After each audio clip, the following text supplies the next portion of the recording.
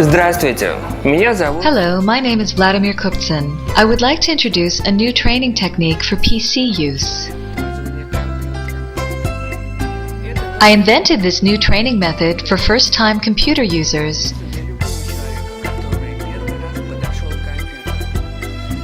There is a major lacuna in the initial stages of learning how to use computer systems. Most lessons usually begin with a purely technical familiarization with computer systems. This is a screen. Here is a keyboard, a mouse, a system unit which consists of a motherboard, hard drive, processor, and so on and so forth. Then you are provided with a list of keys you can press to perform an operation. Now you have supposedly passed the basic training. I've been through it, and I must say that mastery of a PC wasn't that easy for me. I asked myself, why? There's a simple reason for it. The basic training principles accelerate from simple to complex too quickly. You are immediately immersed in a boundless virtual world of computer systems that introduces complex principles, yet lacks the basics. Think about how we teach children to calculate. First you learn how to count on sticks, and then how to do mental arithmetic. First you give a concrete example, and then you're brought into a virtual space.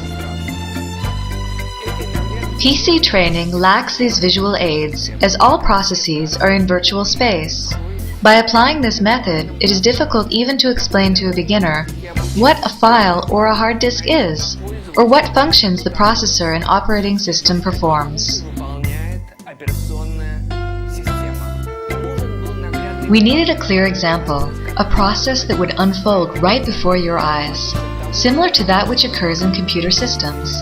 It might seem odd, but I found a good example drawn from scientific developments that took place several centuries ago. In the second half of the 17th century, the Italian anatomist Malpighi and the Dutch biologist Leeuwenhoek used the invented microscope to discover the presence of red blood cells in animal and human blood. Later, they discovered white blood cells and platelets. The study of the causes and mechanisms of blood system diseases was made possible in 1870 after the introduction of a special chamber for counting blood cell components into laboratory practice by the French physician Malasset. In order to perform an accurate diagnosis, there was an urgent need for a precise blood cell component count. How could this be performed? After all, no counting devices were available. Situational necessity compelled a laboratory assistant to act as follows. He peered through a microscope with his left eye and used his right hand to randomly dot a sheet of paper with the amount, corresponding to the visible blood corpuscles. Once the dots were counted, the diagnosis was set. The work was very labor-intensive. Keep in mind the normal number of leukocytes ranges from 7 to 15,000 in unit of measurement. Thus, these trials were highly necessary. And then it occurred to someone to streamline and expedite this process by 10 times. The number of leukocytes up to 4 was represented by 4 dots along a square. The following 4 leukocytes were indicated by the lines along a square, connecting these dots. And the last 2 leukocytes were the diagonals of the square.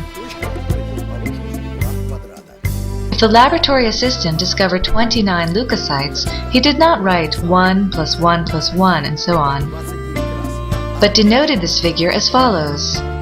But in the form that he sent to the doctor, he again recorded the figure as 29.